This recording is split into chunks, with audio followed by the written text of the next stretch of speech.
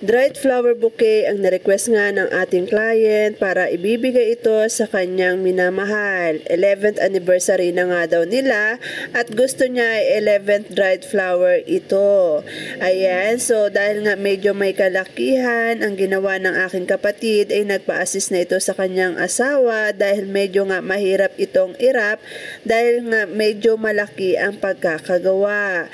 Buti na nga lang talaga sinunimulan na ng kapatid ko nung umaga pa lang. Marami kasi kaming ginagawa ng oras na yan dahil nga nagkataon na Teacher's Day at marami ring bumibili ng flower bouquet. At buti na nga lang din talaga, medyo umaga nagawa ng kapatid ko dahil naisipan ng aming client na dalawin at makita ang pinapagawa niyang dried flower bouquet. Hindi pa man ito natatapos, wala pa man itong wrapper, ay tuwang-tuwa na ito sa magiging resulta. Sa sobrang tuwa nga niya ay nagbigay pa ito ng tip.